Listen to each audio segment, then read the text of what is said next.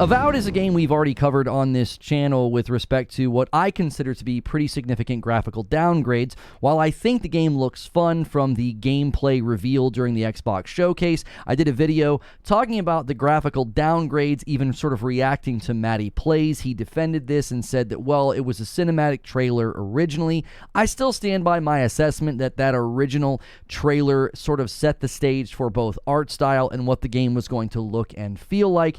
I'm not really ever going to back down on that because that's what cinematic trailers are supposed to do, is set art style and tone and let you sort of know what the game is going to be like, not necessarily raw gameplay, but it should have landed in that ballpark. And now we're seeing Avowed in the headlines for not doing co-op. It was originally going to be a co-op game with multiplayer, and they decided to instead switch it to a single-player game. Now, I will be honest with you. When I first saw this, I immediately thought, here we go again, another game under Xbox, unable to do co-op. Like Halo Infinite had to drop split screen, Baldur's Gate 3 can't get split screen co-op to work on the Series S, and then Avowed.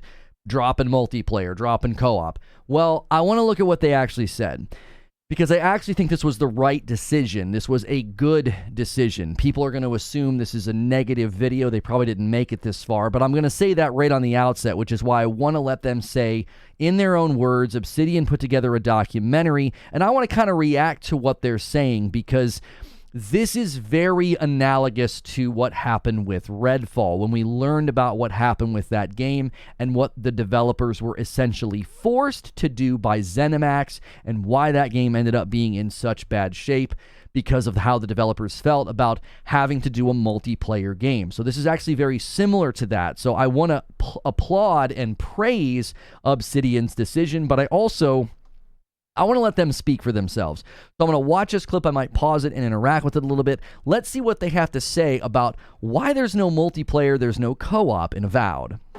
When I look back at 20 years, there's decisions of mine that I feel really good about, and there's decisions that I feel not so good about. One of the things where I really pushed was that Avowed was going to be multiplayer. And I kept on that for a long time. And I think in the end, that was I know in the end, it was the wrong decision to keep on pushing on it. Now, why I had done it was when we were still independent and we were selling it. It was a more interesting game to publishers. And when you're asking for 50, 60, 70, 80 million, you got to have something interesting to talk about. And multiplayer made it interesting. It was sort of this idea of, it's almost like, you know, it's the peanut butter and chocolate and putting it together and like, wow, it must be something that's good.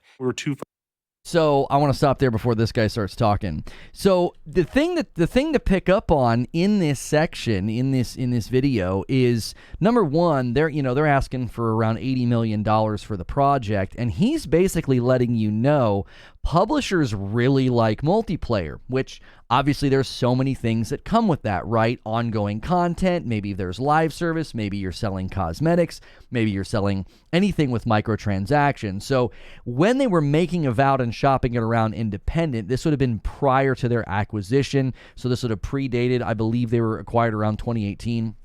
So prior to their acquisition, they're shopping this game around, and the takeaway here is, man, publishers really like multiplayer. So if you're kind of frustrated by the lack of single-player games or more games going in the live service direction, some of that is related to these dev companies kind of have to make the game compelling and winsome to the publisher. And you could hear it. He's like, yeah, I was really pushing multiplayer. It was a nice talking point when I'm talking to publishers, but he's being honest. He's like, it wasn't a good idea. It wasn't the right thing for the game. And I believe they're going to elaborate onto exactly why that is. And remember, I think this is extremely analogous to Redfall. Let's let them continue to talk here. We were too focused on co-op, and we were too focused on changing the way our pipelines work and the way that we write conversations and the way we do quests and everything else. After working on it for a little bit, we realized that we weren't focused on the things that we're best at. And so we did we made a pivot on the game basically to refocus, really, and make sure that it was, at the end of the day, an Obsidian game and not something different. The thing that this is a huge important factor, I think, in game development. So they didn't just keep pressing and saying, well, let's just keep going, let's just press on. Because when the makers of Redfall, when Arcane was basically told, hey, you're going to make a multiplayer game, they were like, we don't even really know if we can make a multiplayer game. And they also gave pushback on bandwidth. They're like, we don't even know if we have enough people for that. You tend to need more people for a multiplayer game. And the cool thing about how they were very transparent here is like, we were having to redo things, you know, the way you make quests, the way you write dialogue, the way you interact. It all changes with co-op, because I remember when we were thinking through if there would be co-op in games like Hogwarts Legacy or even Spider-Man, you have to think about, well, what's that going to be experientially like for the person that's not the main character, right? Like Starfield, if you come into my game, there's no co-op in Starfield, but people have wanted it to be there. They're like, oh, that'd be so fun to play together. Well, what are you going to do when I'm doing my dialogue trees? What are you going to do when I'm working on my quests or my main story? That gets kind of weird, and coding for that changes everything. And I like that Obsidian's like, man, that's not our world. We're not good at this. Let's just not do that. I think this is something that should be celebrated when a company decides to cut something because it's not a good idea, as opposed to what happened with Redfall, where no, make the multiplayer game. Yeah, we're not really going to listen to your concerns, your worries, your feedback. Just press on. Well, we know the kind of game we got as a result, and I just did a live stream about it, right? Like, it's still not getting support. There's no good answer there. You know, are they going to abandon the game? Are they going to support the game for like the whopping, 50 people playing on Steam? So I think this is the right decision. I really can appreciate what they're doing. And I still think that Avowed looks like a fun game, even if I do think the graphics, took a step down from what we first saw. Let's see what else they have to say about this. The thing that was both exciting and intimidating about stepping into this role on Avowed is it's an IP that I know, but it's a different style of game for us. And so figuring out how much exactly we want to take from Pillars 1 and Deadfire, and then how we make this game more approachable to a larger audience that maybe didn't play the Infinity Engine games and maybe didn't play either of the original Pillars games at all. Like, how do we stay true to that IP, but how do we create an experience that's more approachable for a larger audience? It's a challenge, and you also don't have so much of that common language that you share with the rest of your team, having either worked on the base game together or at least having seen that base game come together fairly recently. You're building new stuff. And so there are some reference points you can obviously look to, but there is so much more that you have to define. One of the big challenges when we started that pivot was we were defining that direction and building a vertical slice and then preparing for production all in about 8 months.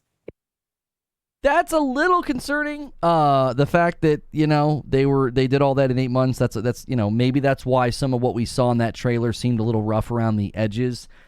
Some of the stuff looked not so hot. I will admit there are elements to the art style that I like. There were certain things I even saw sort of fresh now with fresh eyes looking at that like, oh, okay, I kind of like the art style. It looks like a slightly, higher level of realism graphics than like Sea of Thieves, right? Like the armor designs, the intricacies, the metal, the shine. Like, it actually looks like it's got a decent art style. Not every game needs to be photorealistic. I do want to continue to say that.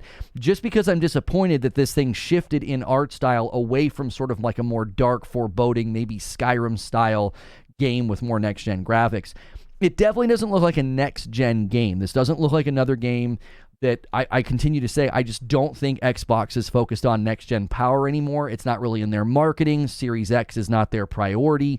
So they're mainly going to be focusing on games that are fun, games that are perfect for Game Pass. And this looks like a game perfect for Game Pass. It looks fun. They're focused on making it more accessible to more people. That's the kind of language you're going to hear from a company that wants the game to have that broader reach and be a good fit for Game Pass. And I think the art style is also a good fit for Game Pass because we just covered Starfield, no console required. Well, if you start putting games like this on a TV through the cloud or cloud gaming or, on an Xbox Series S, it's probably going to have a little bit better time running and just looking nicer if it's not this crazy graphically demanding game, and that's just more appealing to the more casual audience. Like people that are going to play a video game through their television, they might look at a game like this and think, that looks really awesome. You may be thinking, oh, come on, man, I've played every Assassin's Creed there is. I've played every third-person action adventure game in existence, and I've played Skyrim 18 times.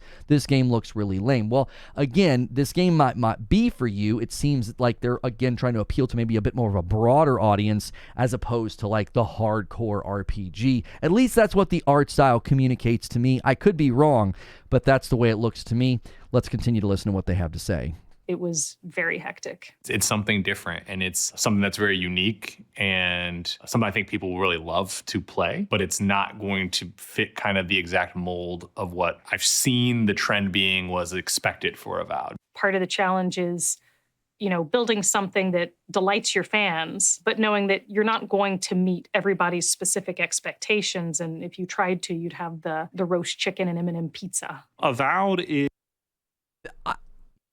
That doesn't worry me too much, but it does feel like they're already sort of pushing back on the idea that this game's not going to meet expectations of some players. Now, they could be talking about like long-standing players that are coming from like Pillars or something, or they could just be talking about people who saw that original trailer and thought, we're going to get a real serious, real gritty, real dark, gothic, game with magic and swords and stuff. I'm always a little concerned when devs are immediately talking about not hitting player expectations. Like, is this an internal conversation? Are you aware that the changes you've made are going to be upsetting? Are you aware that maybe your art style or maybe your gameplay decisions are just not going to be appealing? Makes me a little worried, but it also could just be some frank honesty about, hey, this is going to be an Obsidian game, but it's maybe not going to necessarily be as appealing to like long-standing, really diehard Obsidian fans.